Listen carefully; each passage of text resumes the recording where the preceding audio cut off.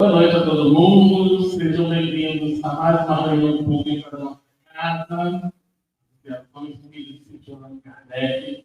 Hoje o nosso estudo está a cargo da nossa amiga Solange, um tema, se fosse homem de bem, teria morrido. O que será? Vamos descobrir nesse estudo de hoje, né? Mas antes disso, nós vamos fazer uma ambientação do livro Caminho, Verdade e Vida, lição 172. Lágrima. Está no Evangelho de Mateus, no capítulo 11, versículo 28, que Jesus diz assim: Vinde a mim, todos que estáis cansados e oprimidos, eu vos aliviarei. E aí nós vimos as considerações de Emmanuel diante dessa passagem. Ninguém como Jesus espalhou na terra tanta alegria e fortaleza de ânimo. E conhecendo isso, muitos discípulos amontoam argumentos contra a lágrima e a ouvindo as expressões de sofrimento. O paraíso já estaria na terra, ninguém tivesse razões para chorar. Considerando assim, Jesus, que era o mestre da confiança e do otimismo, chamava ao seu coração todos os que estivessem cansados e oprimidos, sob a peso de desengano.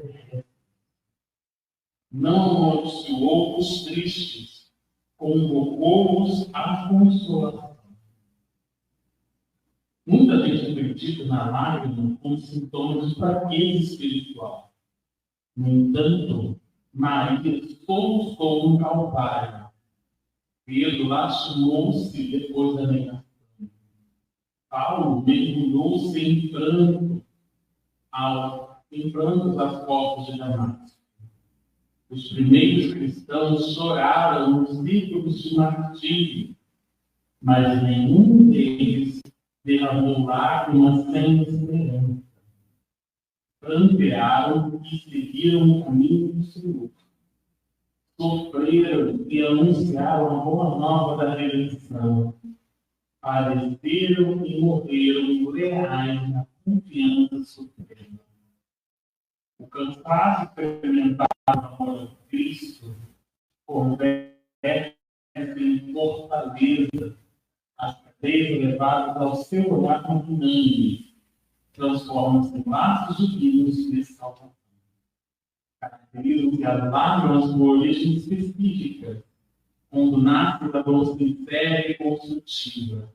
São filtros de redenção e vida. No entanto, se procede do desespero, são venenos mortais. Emmanuel faz um breve resumo, né? Justamente no capítulo que ele já está trabalhando há 2 meses, né? Trabalhando nesse capítulo, que é o mesmo entrado. É o maior capítulo do Evangelho, e é um capítulo que trabalha para a gente os nossos dilemas, né? E justamente ele os Espíritos deixam claro para nós os 2 caminhos que a gente deve seguir, que é o caminho da dor ou o caminho do sofrimento. Ele fala que a felicidade não é desse mundo, o Ricardo falou, né, na última palestra sobre isso.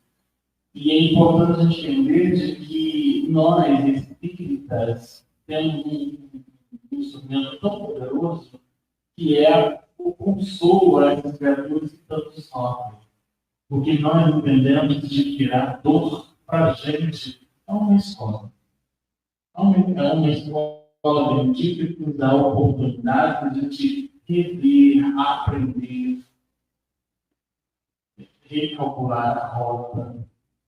E quando a gente sofre, muitas das vezes, a gente reclama. E aí a gente se espalha, reclama, e não toma uma atitude. Isso é fácil de reclamar, apontar, falar. E Emmanuel depois específico justamente na questão das lágrimas. Quando a gente chora, mas aquele choro com lágrimas. E ele fala aqui, ele dá exemplos, né? A lágrima, ele acredita que lágrima é um sintoma de fraqueza espiritual. Mas ele cita vários personagens que choram, né? Que passam por grandes dores da alma profundas. Não cai uma lágrima. Porque justamente mostram de que eles precisam entender de que para sofrer, podemos sofrer bem. O capítulo Bem-aventurados os aflitos mostra para a gente um caminho de que tudo que nós estamos passando hoje não é para reclamar. E sim agradecer e entender o porquê que nós estamos passando por esses desafios a cada dia. Por que nós estamos passando por esses desafios? Nada vem à toa, não acaso não existe. E ao mesmo tempo, a doutrina espírita vai consolar nós nessas coisas, né? Os irmãos que vêm estudando o Evangelho, mostrando para a gente a ferramenta necessária para a nossa transformação. A gente não transforma de um dia para o outro. É tudo um mecanismo do tempo que a gente possa vir compreender. E diante da lição, o mostra muito bem disso. Nós vamos sofrer, vai ser difícil, tem hora que a gente não vai aguentar, não é para desistir, não é para desanimar, não é para pedir, não é para reclamar. E sim entender de que hoje estou passando por essa dificuldade, por esse desafio. Mas eu preciso entender que eu preciso melhorar. Ou eu preciso rever muita coisa. Para chegar ao destino que vai me deixar mais feliz, ou vai me deixar mais calmo, ou então mais paciente, paz, consigo mesmo. Então, a gente possa entender dessa página, de que quando ele fala de que vinde a mim todos que são cansados ou oprimidos, que eu vos aliviarei, é para a gente entender de que naquele estado que a gente está passando, que hoje eu não estou bem, não estou legal, eu não estou me sentindo bem, estou querendo descanso, eu quero contato com ninguém. Gente, é nessas horas que a gente tem que contar. É nessas horas que eu tenho que buscar esse espírito. Entende que está todo espírito revelador? Que bom. Que bom que todo espírito revelador. É porque justamente ali é mecanismo para a nossa melhoria. Não se afasta. Normalmente busquem esse auxílio, busquem consolo. E a gente sabe que o consolo está aqui, e o que completa o Evangelho do Espiritismo. E como toda hora codificada por Kardec, revelando para a gente questionamentos, perguntas, respostas, para que a gente possa avançar juntos. Beleza? Vamos levar esse comportamento. Então, agradecer ao amigo mestre Jesus a oportunidade bendita de estarmos nessa casa espírita querida, aprendendo um pouco mais das lições do Evangelho, e que a nossa irmã Solange, junto com seus amigos espirituais, possa nos ofertar o melhor do seu estudo, para que a gente possa levar com os nossos amigos em redes sociais ou físicas, a família, mas principalmente iluminando nosso íntimo para nosso papel de transformação e cumprir o convite que nos foi enviado para a transformação das famílias.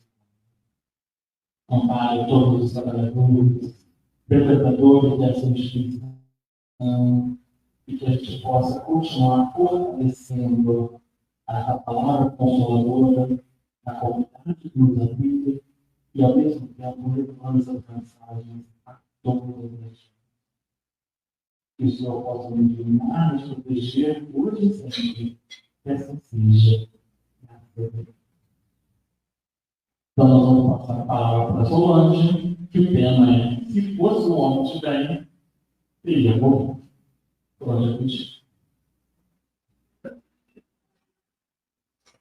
Boa noite a todos. Que Jesus nos abençoe, nos ampare, e que nessa noite possamos aproveitar, né, esses momentos na Casa Espírita para refletirmos mais uma vez sobre o Evangelho de Jesus. E ao mesmo tempo que a gente vai ouvindo e vai lendo o Evangelho, a gente vai trazendo assim essas lições para dentro de nós.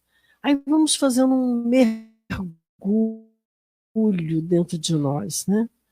E é muito bom, porque nós começamos a nos conhecer um pouco mais, e é a partir do conhecimento é que nós vamos nos libertar, né? Libertar dos nossos vícios, dos nossos erros. Às vezes nós temos uma forma de ser que a gente nem se percebe, né? Mas quando a gente começa a assistir uma palestra, aí aquilo parece que fala alto assim, nós, a gente começa essa viagem interna, né? Então é um momento muito bom esse de refletirmos sobre nós mesmos.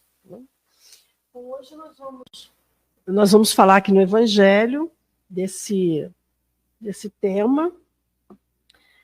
Esse tema está no capítulo 5 do Evangelho segundo o Espiritismo, Bem-aventurados os aflitos.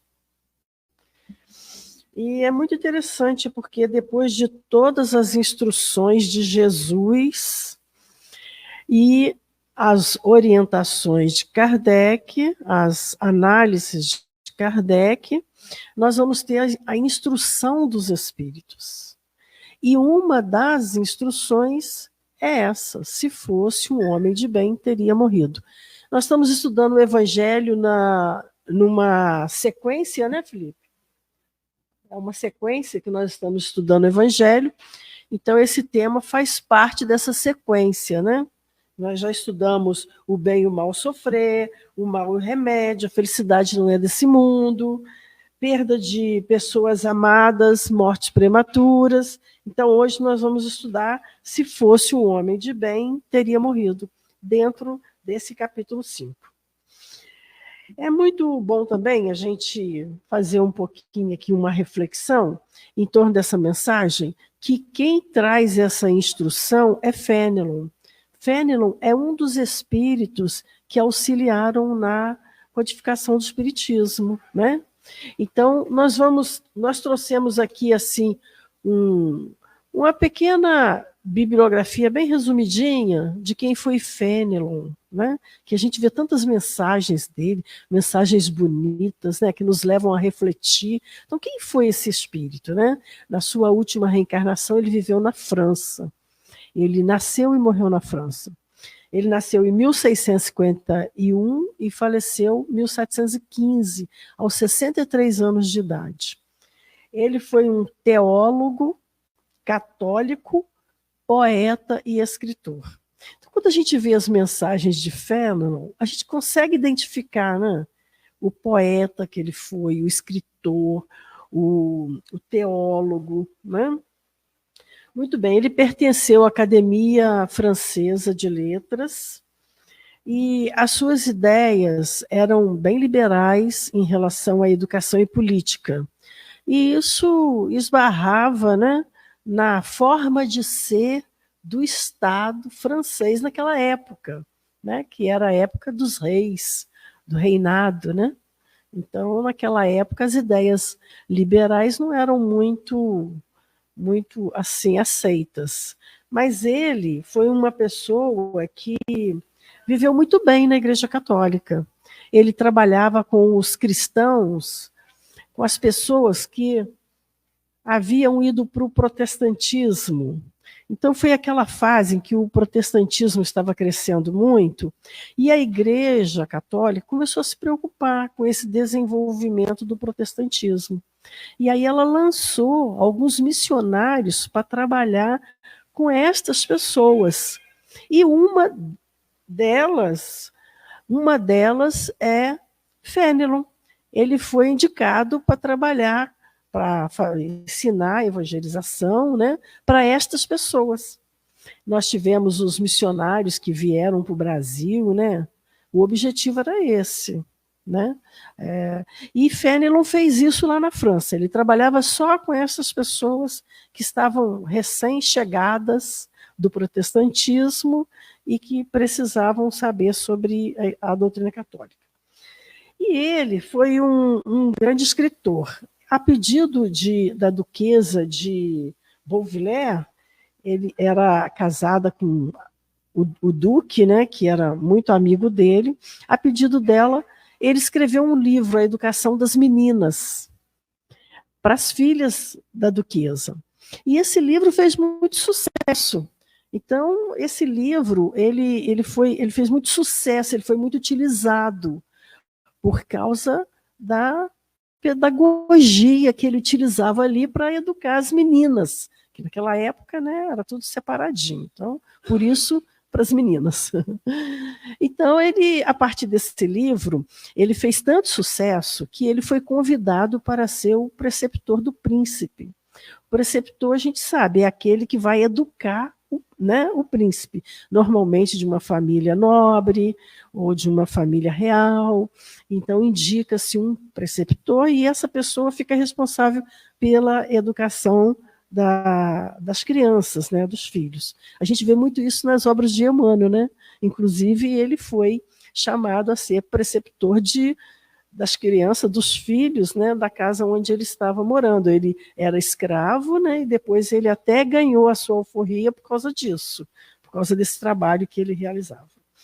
Então, muito bem, ele foi preceptor e ele utilizava-se de uma técnica muito bacana que era o uso das fábulas, que é uma forma muito bonita de educar os filhos. Então, ele usava as fábulas. O grande escritor das fábulas foi Esopo, né? Ele é assim o doutor das fábulas. Mas na França teve o Jean Baptiste, eu não anotei o nome dele não. La Fontaine, acho que é Jean Baptiste La Fontaine, mas todo mundo só fala La Fontaine. Então, as fábulas de La Fontaine.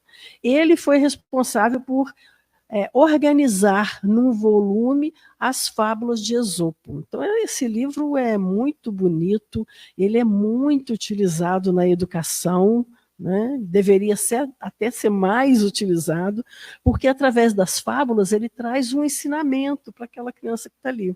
Então, tem muitas que a gente até conhece, a Formiga e a Cigarra, por exemplo, né? É uma fábula que é muito conhecida, e foi escrito por Esopo e reunido por La Fontaine nessa obra dele. Então, ele vai e se utiliza desse recurso para a educação do príncipe, né? E ele escreveu um livro também, que deve ser um texto muito interessante, né? Não existe em português, eu procurei, não existe, mas em francês ainda se acha. Diálogo dos Mortos. O que ele fez nesse livro? Ele, como autor, conversava com uma autoridade do passado, uma pessoa do passado, e o objetivo desse diálogo era fazer uma avaliação e uma reavaliação dos seus atos e atitudes. Então, veja que legal, ele pegava uma figura e começava a conversar, né, com essa figura, e, inclusive, é uma das técnicas utilizadas por Allan Kardec, né, no livro O que é o Espiritismo, Kardec faz isso, naquele diálogo com o padre. É uma conversa do autor com um personagem, e o objetivo é isso, avaliar, né, os atos ou uma ideia. Então, é um recurso didático muito bacana, né, esse. E ele se utilizou disso para escrever esse texto, né, que foi o Diálogo dos Mortos. Muito bem, então esse é o nosso Fenelon, né, que vem nos trazer diversas instruções dentro do Evangelho segundo o Espiritismo. Nós vamos iniciar aqui, porque nós vamos falar, se fosse um homem de bem, teria morrido. E isso é algo meio comum na sociedade, não? Por exemplo, se morre um malfeitor, é uma coisa. Se morre um benfeitor, é outra coisa. Então, quando morre um benfeitor ao invés de um malfeitor, a primeira coisa que as pessoas dizem, o que é? Deveria ter morrido o outro. Por que morreu esse? Não é comum isso? É uma ideia comum na nossa sociedade. E a gente precisa repensar as coisas comuns que correm na sociedade, porque às vezes elas estão erradas e precisam de outra direção, principalmente nós que somos cristãos e ainda somos espíritas, né? É muita responsabilidade para nós. Então, por isso que nós vamos estudar esse tema. Nós sabemos que o espírito, ele programa a sua reencarnação. Isso não é assim, o espírito vai reencarnar e vem. A gente sabe disso que não é. Ele é organizado, né? Elisete, quando falou aqui da reencarnação, ela falou da reencarnação de Segismundo, que está anotada lá por André Luiz. Então, assim, são pessoas, né, que conviveram numa época e que fizeram coisas que não deviam ter feito. E num determinado momento, elas fazem uma análise disso e resolvem reencarnar juntas.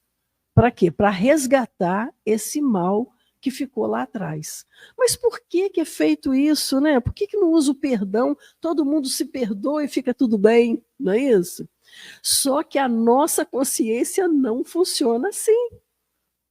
Quando nós erramos, nossa consciência se cristaliza naquele erro. E ela fica ali, agarrada. Às vezes anos agarrada. Então precisa sair daquilo, porque se não sair daquilo, não consegue evoluir, ir adiante. O objetivo é a gente ir adiante, né? Então, por isso é que nós reencarnamos. Porque essas ideias cristalizadas, elas só mudam quando a gente reencarna e tem contato com o erro que nós produzimos no passado. Aí é como assim, se a nossa consciência nos desse o aval, pronto, acertou tudo, agora você está livre. Mas isso tudo é a nossa consciência, gente, porque Deus não age assim. Deus tem a lei dele, está lá a lei dele.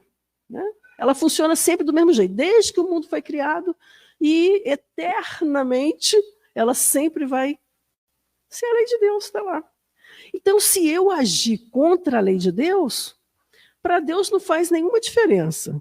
Por quê? Porque ele sabe que esse filho vai precisar se acertar em algum momento da sua existência. Por isso é que Jesus, ele não criticava e não julgava pessoas. Ele falava de atos. Ele falava dos pecados. O que é o pecado? É o erro. É quando nós erramos perante as leis de Deus. Então, Jesus não criticava as pessoas. Ele recebia todos da mesma forma. Não tinha diferença. Mas ele via dentro de cada pecador o espírito iluminado que estava ali. Né? E que um dia seria uma estrela iluminada. Então, por isso. Por quê? Porque a lei de Deus está aí. Se não vai acertar agora, vai acertar depois, não tem problema, mas vai ter que acertar. Só que nós, intimamente, nós temos pressa. É nós que temos pressa. Porque a nossa consciência dói, a nossa consciência cobra. Porque a lei de Deus está escrita onde primeiro? Na nossa consciência. Então, quando nós deslizamos, é para ela que nós vamos ter que prestar contas. E ela fica ali, ó, cobrando. E aí nós precisamos acertar isso. Como que nós acertamos? Reencarnando. Pronto. A gente reencarna, a gente passa pelos problemas que nós criamos para os outros, a gente passa por outros a pedido nosso para a nossa evolução, para o nosso aprendizado. E aí nós vamos vivendo aqui a nossa vidinha. Chegou do lado de lá, vamos fazer uma reavaliação de tudo, vamos ver onde que nós acertamos, onde que nós ainda erramos e vamos programar de novo. Então, existe na vida do espírito um antes da encarnação atual e um depois da encarnação atual.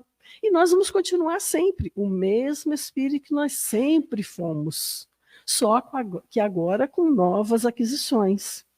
Por isso que nós reencarnamos. Aí, quando chega aqui, a gente começa a passar pelos problemas, a gente não quer aceitar. Né? Normal, faz parte do ser humano. O nosso protetor espiritual entende, Deus entende, Jesus entende. Mas, e agora? Qual vai ser a nossa decisão? Porque a decisão é nossa. né? Falou ali dos espíritos que choravam à época de Jesus, mas seguiam Jesus, mesmo debaixo das lágrimas, seguiam Jesus. Então, essa é a nosso momento de escolha, né? De decisão. A gente passa por dificuldade, por problemas, mas e agora? Como espírito imortal, como que eu devo agir diante desse problema? O que eu devo fazer daqui para frente? Né? Porque o que já ficou, já ficou. Então, daqui para frente, o que eu preciso fazer? E aí a gente vai tentando essa mudança. É fácil? Não tem nada fácil. Se fosse fácil, a gente nem estaria aqui. Estaria em outro planeta mais evoluído. É difícil? É difícil. Mas é possível? É possível, claro que é possível.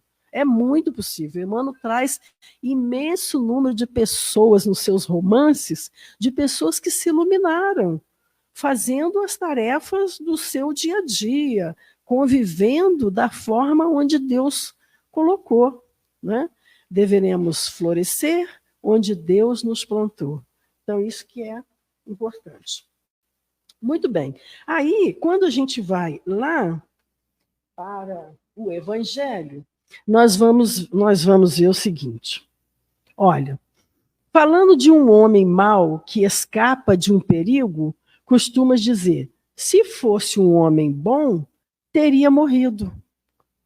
Pois bem, assim falando, dizeis uma verdade. Então é uma verdade. Se fosse um homem bom, teria morrido. É verdade isso. Mas e agora? Olha o que os Espíritos dizem.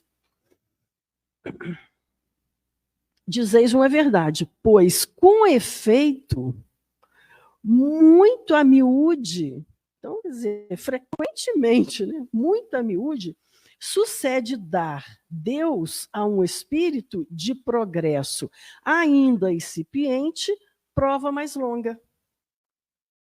Então, se a prova é longa, é sinal de que o espírito é um espírito incipiente, está no início do seu caminhar, do seu progresso? Também não, né, gente? A gente não pode generalizar, não é? Nem toda pessoa que falece é um espírito incipiente, mas ele está dizendo que muito a miúde, Deus faz isso. Ele dá a um espírito de progresso ainda incipiente prova mais longa. Então, aquele que faleceu mais novo, que isso é muito comum, mas meu Deus, o menino tão bom. Eu fui fazer essa palestra, eu não sabia, tinha uma senhora que havia perdido o filho, um menino muito bom, estudioso, cuidador do lar, e ele, do nada, adoeceu, e foi adoecendo, partiu. Então, olha, que situação difícil, né, de compreender, de entender, da gente entronizar isso, né, esse conhecimento. Mas o Espiritismo tem esse poder. Ele é capaz de nos auxiliar na compreensão disso, porque ele nos traz as mensagens de forma muito clara. Então, veja bem, o que ele está dizendo? Aí, aqui no texto, ele vai fazer uma comparação com o prisioneiro. O prisioneiro, ele foi julgado e recebeu uma pena. Terminou de pagar a sua pena. É justo que ele continue preso? Não é, né? É justo que ele se liberte, porque, afinal de contas, ele já pagou sua pena. E os espíritos nos dizem que viver no corpo físico é como se fosse um cativeiro, né? Porque, veja, para o espírito tem as faculdades muito abrangentes. Aí chega aqui, ele está preso a uma condição física. Ele vai ter que olhar por esses olhos, vai ter que sentir por esses sentidos. Para o espírito é difícil. E aí, quando vem as provas, fica mais difícil ainda, né? O que facilita para nós nos momentos das nossas provas? O que nos traz uma certa tranquilidade? É o nosso desapego dos bens materiais. Quando nós estamos mais desapegados dos bens materiais, nós temos mais facilidade para compreender as aflições, a dor, o sofrimento, né? Então, o apego aos bens materiais é um forte uma forte situação que nos prende a essa vida aqui. E quanto mais preso nós tivermos a essa vida, maior será o nosso sofrimento. Então, quando nós compreendemos por que nós estamos sofrendo, as nossas aflições, as nossas provas, quando a gente começa a compreender, é um pouco mais fácil de nós olharmos para elas e aceitar. Então, a palavra é aceitação. A partir do momento que nós estamos vivendo as nossas dificuldades, a palavra é aceitação. Primeiro, porque elas não vieram de graça, né? Como nós dissemos, faz parte de um planejamento espiritual. E depois, entender que é um benefício para nós, porque é uma dívida que nós estamos sanando perante a nossa consciência, da qual nós ficaremos libertos para continuar a nossa jornada. Aí nós temos diversas situações na sociedade, né? Diversas. É só a gente olhar para a sociedade que a gente vai identificando. Né?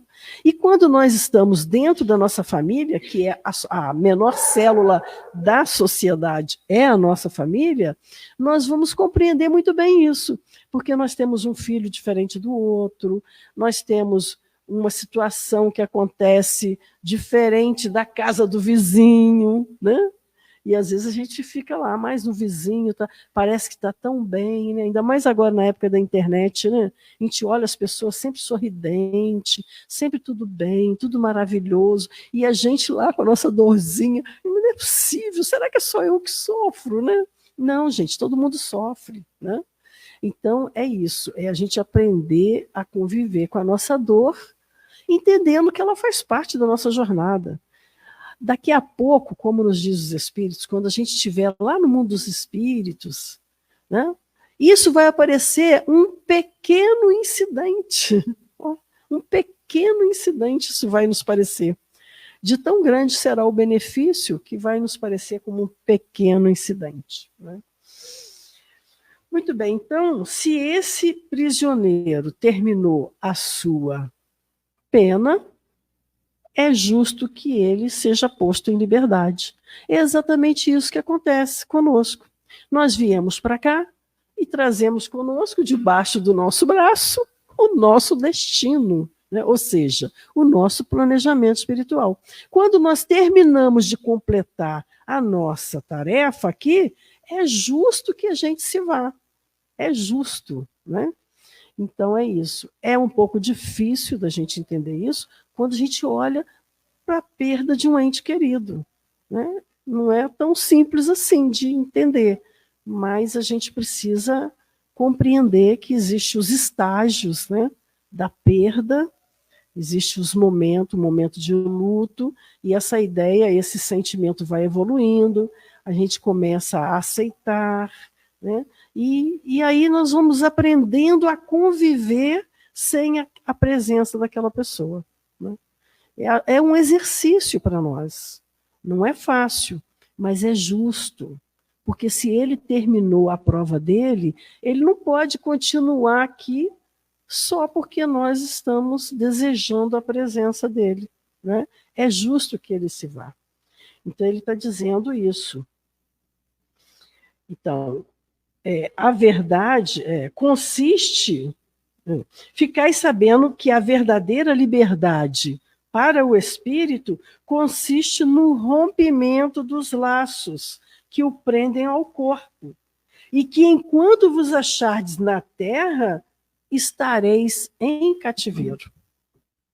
Tem um poema, eu trouxe aqui para a gente ler, né, porque eu não tenho esse talento de falar poema, mas eu trouxe aqui para a gente ler um poema da Maria Dolores, que está no livro A Vida Conta.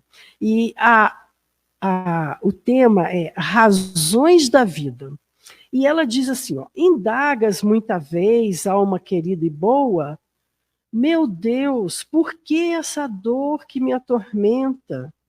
E segues trilha fora em pranto oculto, de sonho encarcerado a lutar e a sofrer. Há nelas outro clima, outro lar e outros rumos. Entretanto, o dever te algema o coração dorido. Ao campo de trabalho que abraçaste, atendendo na terra a divino sentido. Antes de renascer, os seres responsáveis notam as próprias dívidas quais são e suplicam a Deus lhes conceda no mundo o caminho que os leve à redenção. Não recalcitre, pois, contra os próprios encargos, que te parecem fardos de problemas. Encontras-te no encalço da conquista de bênçãos imortais e alegrias supremas. A lágrima que vertes, padecendo longas tribulações entre lutas e crises, é um remédio da vida em nossos olhos que nos faculte ver os irmãos infelizes. O abandono dos seres que mais amas, criando-te a aflição em que choras e anseias, é um curso de lições em que aprendemos quanto custam na estrada as angústias alheias. Familiares que te contrariam, trazem-nos à lembrança os gestos rudes, com que outrora ferimos entes caros, no fel de nossas próprias atitudes. A afeição de outras eras que descubras, querendo-lhe debalde a presença e a união, é instrumento de amor que te inspira a renúncia para o trabalho da sublimação. A experiência humana é breve aprendizado. Essa tribulação que te fere e domina é recurso dos céus em nosso amparo, zelo, defesa e luz da bondade divina. Sofre sem reclamar a prova que te coube, mesmo que a dor te espanque atingindo apogeu. E um dia exclamarás ante os sóis de outra vida: bendita seja a terra, obrigado, meu Deus. Muito lindo, né? Então, isso, gente, é um consolo para que a gente viva as nossas provas sem reclamar. Felipe falou aqui no início da reclamação. E quando a gente vai ler o texto, se fosse um homem de bem teria morrido, a gente vê duas palavras, reclamação e julgamento. E nós somos mestres em julgar os outros. Não é não? Então, no Evangelho, capítulo 10, ele nos diz o seguinte. Bom, primeiro eu gostaria de lembrar uma frase que eu ouvi uma vez que eu achei muito legal. As coisas não são como são como somos. Sabe o que quer dizer isso? Projeção. A gente vê nos outros, na verdade, o que falta em nós. O que existe em nós. Ou o que falta ou o que existe, né? Está sobrando. Então, por isso que nós julgamos. Na verdade, a gente precisa fazer esse julgamento para nós mesmos. Analisar e buscar uma mudança, porque nós só vamos ser espíritos iluminados se a gente conseguir fazer essa jornada, né, de luz. Porque não existe uma varinha mágica que vai nos transformar em espíritos bons, luminosos, superior, né? Não, é o nosso trabalho mesmo, é o nosso esforço de verdade, né? Então a gente vai viver quantas vidas para chegar lá? Não sei, mas é o nosso esforço, né? Então, aqui no Evangelho, quando ele vai fazer uma análise, e é Kardec que faz essa análise, sobre não julgueis para não ser julgado, e ele se utiliza também daquela passagem da mulher que acaba de ser pego em adultério e apedrejado em praça pública. Então, aqui ele diz o seguinte, olha, atire a primeira pedra aquele que estiver isento de pecado. Isso que disse Jesus, né? Essa sentença faz da indulgência um dever para com os outros. Então, a indulgência, nós vamos ver lá no Livro dos Espíritos, que a caridade, conforme Jesus nos ensinou, é indulgência para com as fraquezas alheias. Uma delas é essa, né? Benevolência para com todos, indulgências para com as fraquezas alheias e perdão das ofensas. Então, indulgência para com as fraquezas alheias, olha, o Evangelho vem e nos ensina o que é. Olha como que o Evangelho é legal. Ele fala da virtude, ele ensina o que é a virtude e depois ele mostra o caminho que a gente deve seguir. Muito bom, né? Então, assim, não dá para a gente chegar lá depois e falar, não sabia disso, né? Se nós somos espíritas, não vai dar para a gente falar isso daí, né? Então, muito bem, o que ele está dizendo aqui? Olha, o reproche lançado à conduta de outrem pode obedecer a dois móveis. Então, às vezes nós fazemos um julgamento de uma pessoa e ela pode obedecer a dois motivos. Quais são os dois motivos? E o Evangelho vai nos dizer, ó, reprimir o mal ou desacreditar a pessoa cujos atos se critica. Então, esse segundo aí, a gente nem vai falar dele, né, gente? Que isso daí é maldade e maledicência.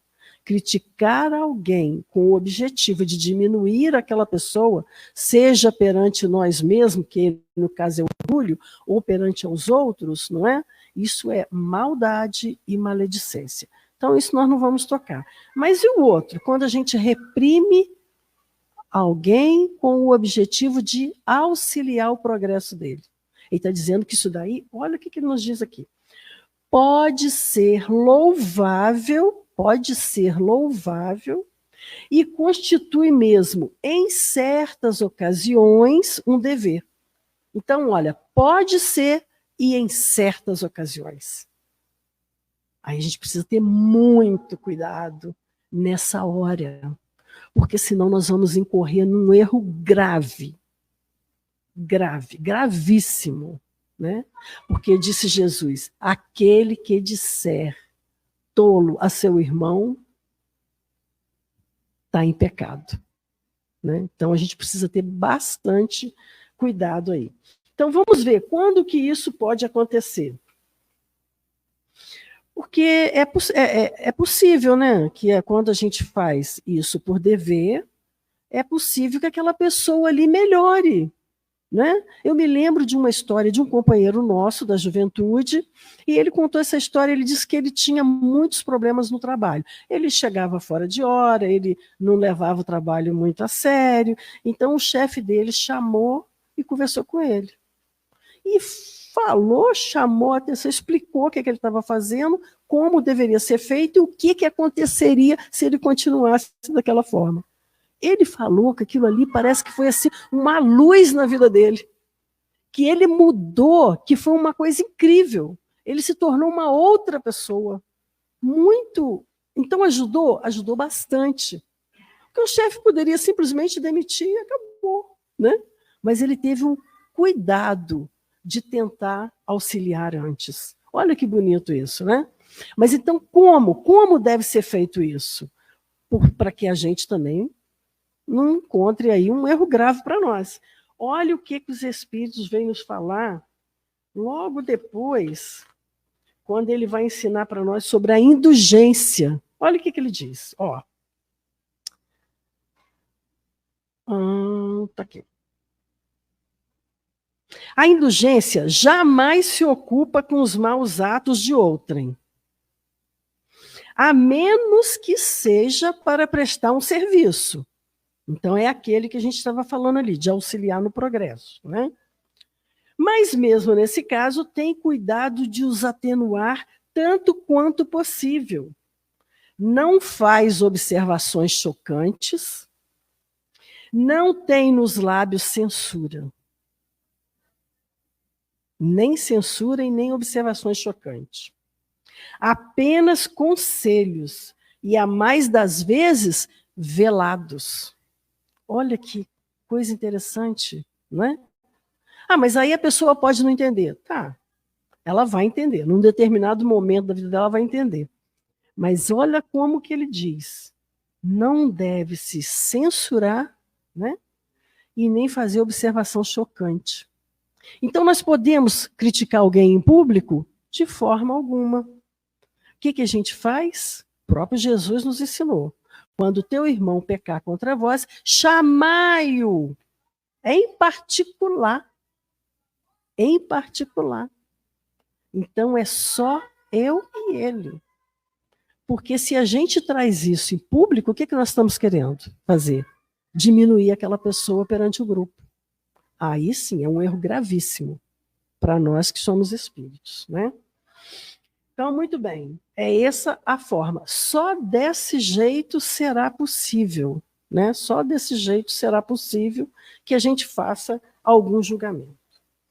E reclamação, né? A gente já conversou tanto sobre isso aqui no centro, né? Tantas palestras, ensinos.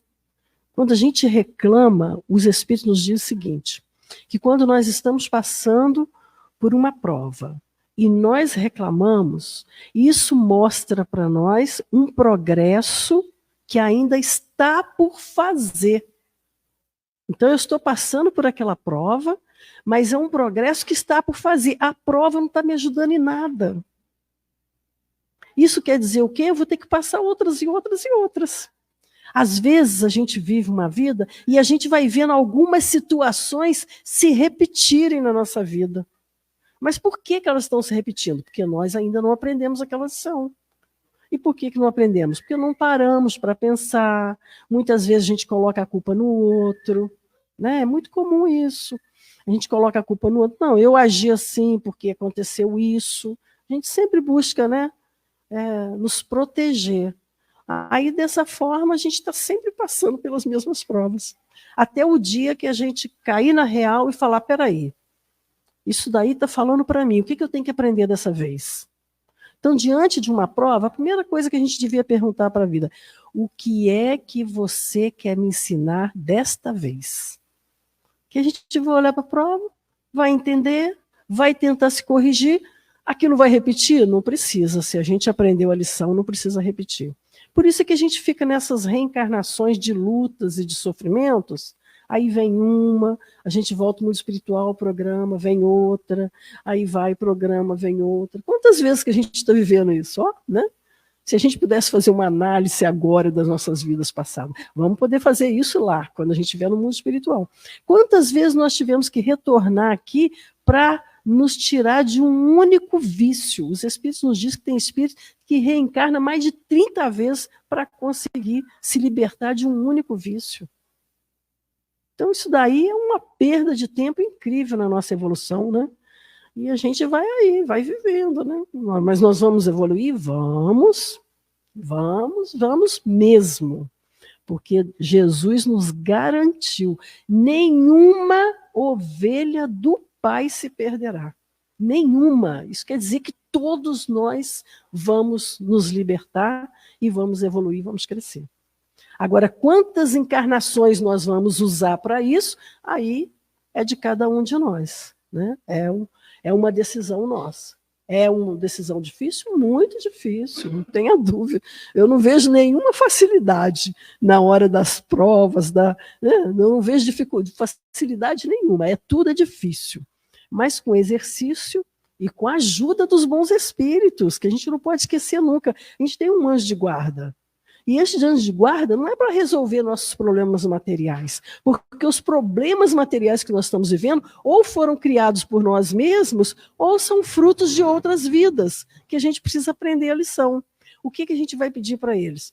Paciência, resignação, coragem, fé, força, sabedoria, compreensão, para a gente olhar para aquilo, entender, respirar fundo e falar, então vamos. Né? Então vamos. E é assim que é. Não é nada fácil não, né? Mas nós podemos fazer melhor. Porque se nós não pudéssemos fazer melhor, nós não teríamos programado esse tipo de vida. Né? Então, vamos nos esforçar. Aí ele vem aqui e nos diz assim, lá no finalzinho da mensagem, né? Ele nos diz o seguinte, esforçai-vos por sair pelo pensamento da vossa acanhada esfera. Olha, que frase forte, né? Esforçai-vos por sair pelo pensamento de vossa acanhada esfera. Por quê, gente? Porque o pensamento, ele vai nos levar aos nossos hábitos, né? O pensamento cria as atitudes, os nossos atos, os nossos hábitos. Está tudo no pensamento. Por isso é que a gente precisa fazer a reforma íntima. A reforma íntima é para isso, para identificar onde é que está aquele pensamento, modificar o pensamento para a gente ter novas atitudes. Então, a gente ter esse cuidado, né? E qual que é essa acanhada esfera? É o nosso jeito de pensar, né? É o nosso jeito de pensar. Eu tenho um jeito de pensar. E eu fico ali, às vezes 10, 20 anos, com aquele meu jeito de pensar, né? Então, assim, o que eu tenho que fazer? Eu tenho que olhar as pessoas, observar as pessoas, ler os textos, meditar as lições. Kardec nos fala muito isso, sobre meditar as lições. Né? Que aí, na medida que a gente vai meditando, a gente vai identificando. Mas espera aí, isso daqui eu faço. Mas espera aí, esse pensamento aqui, isso aqui é bem frequente em mim. Aí a gente vai identificando. Olha que legal. Né? Então, esse que é o objetivo. O objetivo é nos melhorarmos intimamente. E, para isso, Deus se utiliza de diversos recursos. Então, a sociedade está cheia de diversidade. Ao invés de eu olhar para a diversidade e falar, o que isso aqui veio para me ensinar? Eu vou lá e, cancelo na internet. O negócio agora é cancelar na internet. Cancelo. Então, assim, aí vamos aprender? Nunca. Não vamos aprender nunca. Porque nós precisamos lidar com a diversidade de pensamento, de atitude, de jeito de ser, de forma de agir, porque isso daí vai nos ensinar. Quando a gente começa a olhar para a pessoa, a gente... peraí, eu faço igual essa pessoa. Nossa, que coisa ridícula, eu não quero mais fazer isso. É esse o objetivo. Porque se não for para isso, para que eu vou observar os atos alheios? Né? É para aprender. Assim como tem pessoas, eu admiro muito uma determinada pessoa, muito, muito mesmo. E eu digo, quando eu crescer, eu quero ser igual a essa pessoa. Por quê? Por causa da sua capacidade de disciplina. Eu acho incrível aquilo. Então eu fico tentando, né? Não, eu vou tentar ser, né? Eu vou tentar fazer melhor. Fulano faz, eu também vou fazer. E é assim que é, por isso que a gente vive, convive, né? No Evangelho nos diz, se a gente fosse um monge, estivesse lá em cima na montanha, isso é um egoísmo. Primeiro que a gente não estaria ajudando ninguém, né? E também não estaríamos aprendendo com ninguém. Então, por isso que a gente convive aqui. Né? E essa convivência, ela é extremamente rica de experiências para o espírito imortal. É muito rica. Por isso é que a gente precisa olhar para as pessoas e observar, deixa a pessoa falar. Às vezes ela tem uma ideia diferente, a gente já vai lá e corta, porque é diferente da minha, eu não quero ouvir. Por quê? Deixa eu falar. Quem sabe nessa ideia diferente, eu também não mudo alguns pontos de vista meu. Né? Então, é muito comum a gente agir assim hoje na sociedade. Né? E isso é uma forma que a gente precisa se educar. Primeiro, aceitar a pessoa como ela é. Porque a gente não muda ninguém, né? Ninguém, a gente não muda ninguém. A gente pode ajudar a pessoa a fazer uma reflexão e, posteriormente, ela mesma se modificar. E como que a gente podemos fazer isso? Com o nosso exemplo. O Evangelho nos diz que, para a gente criticar, a gente precisa ter autoridade. Autoridade moral. E, segundo Jesus, a autoridade é aquele que pratica o bem em todas as circunstâncias. Então, se a gente pensar por esse lado, vai ficar difícil criticar alguém, né? Porque nós estamos ainda bem longe de ter essa autoridade moral. Então é isso, aprender uns com os outros, compreender que cada um tem o seu momento. Então, se é um homem mau que está ali vivo e o outro benfeitor desencarnou, eu não vou julgar o homem mau, não vou dizer, mas é ele que teria que ir, eu não vou fazer isso, porque eu sei que ele tem um planejamento de vida, eu sei que ele tem o seu jeito de ser, que existem coisas que aconteceram na vida daquela pessoa que eu não sei, que podem ter levado por esse caminho. Então, uma série de circunstâncias. Por isso que a gente não deve criticar ninguém. devemos tirar isso de nós, tentar tirar isso de nós, porque cada um tem o seu jeito de ser e tem motivos que aconteceram, que fizeram para aquela pessoa ir para aquele caminho. Eu me lembro muito da minha mãe, que a gente de vez em quando criticava, né, dentro de casa, falava de um, porque o vizinho, viu? A minha mãe falava, não faz isso, você não conhece a vida da pessoa, você não sabe o que a pessoa viveu, o que ela sofreu, o que ela chorou, quanto que ela sofreu, deixa isso para lá, não mexe com isso. Então ela sempre critica, ela sempre corrigia a gente. E a verdade é essa, né? Cada um é do jeito que é. E a gente não muda ninguém. As pessoas são do jeito que são. O máximo que a gente pode fazer é modificar a nós mesmos. Aceitar, ver essa riqueza, né, de diversidade que existe, quanto que nós aprendemos convivendo com cada um. Às vezes a pessoa tem uma série de coisas que você não aceita, mas ela tem uma coisa tão boa, sabe? Eu conheci uma pessoa assim, a gente teve um problema uma certa vez com o vizinho, e eu achava interessante, porque ele era, sabe aquela pessoa toda desequilibradinha? E tinha 1001 problema, mas tinha uma coisa que acontecia com ele que era uma coisa incrível. Os amigos, todos desequilibradinhos, iam para a casa dele, e chegava lá, eles começavam a conversar, e um falava, e outro falava. Aí ali era um consultório de jurídico, outra hora era um consultório psicológico, e acaba eles aprendiam um com os outros. Então eu falei, olha, tá vendo como que Deus tem um porquê de tudo, né? Então nós não podemos julgar, a gente simplesmente, a gente observa, corrige nós, e, se possível, ajudar o irmão que está no desequilíbrio, né? Sempre dessa forma como nos ensina o Evangelho. Que Jesus nos abençoe, nos ampare e nos ilumine para que a gente consiga ser uma pessoa melhor cada dia, né? Nos melhorarmos um pouquinho. Que assim seja.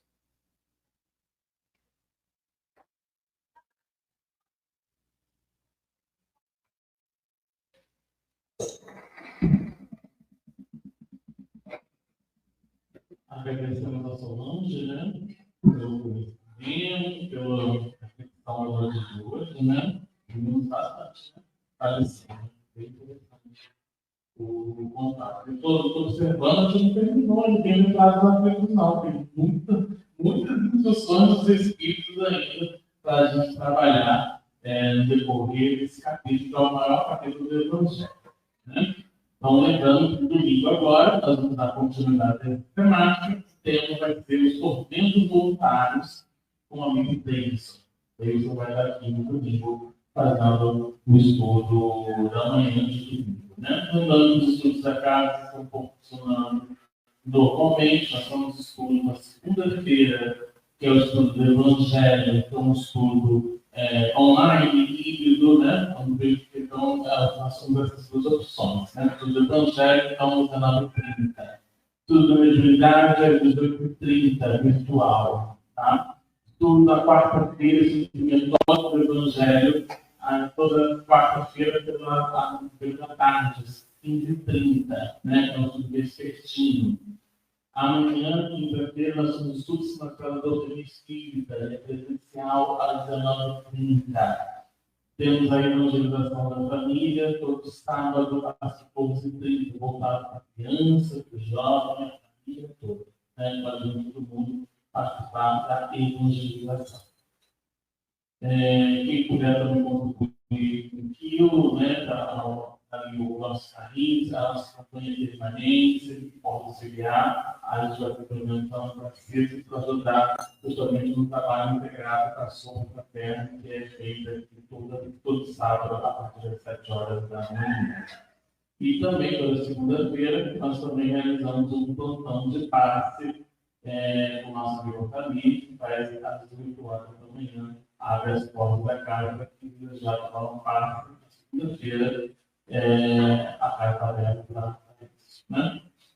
Lembrando também um convite, no dia 4 de maio, o Teatro Garcês vai apresentar uma peça de teatro com o tema Há 2000 anos. É um romance de Emmanuel, maravilhoso, por sinal. Quem não começa essa obra, leia, né? Ou assista a peça, muito boa.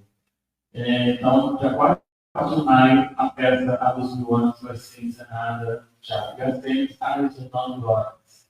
Então, o isso é lembra a Secretaria de Chakra, tá? Então, não perca essa programação. Lembrando, então, tudo agora para o nosso update para falar sobre o tema dos documentos voluntários. Vamos elevar nossos pensamentos, então, agradecer ao amigo mestre Jesus, amigos espirituais que nos acompanham, por todo o desejo de eles, muito espiritual dessa casa. Mais uma vez agradecer a oportunidade de estar em contato com essa palavra para que a gente possa meditar, sentir e viver essa palavra, essa mensagem, e levar a todas as criaturas que necessitam dessa palavra de consolo, para que a gente possa comportar corações de amigos, de familiares, mas ao mesmo tempo aproveitar dessa ferramenta, desse roteiro para o nosso papel de transformação, retirando as mazelas do homem velho na construção do homem. Ampara toda a comunidade, a qual a casa está estrategicamente instalada. Ampara o nosso município, nosso estado, nosso país. E que a gente possa, nesse mecanismo de pensamento e de radiação, lembrar daqueles espíritos em sofrimentos, em desafios, que a gente possa, nesse mecanismo de pensamentos e com as palavras consoladoras, ofertar todo o necessário para prosseguirmos juntos nesse planeta de transição e fortalecer o convite que nos foi enviado para colaborar com a regeneração desse planeta. Que o Senhor possa nos iluminar, nos proteger hoje e sempre. Que assim seja.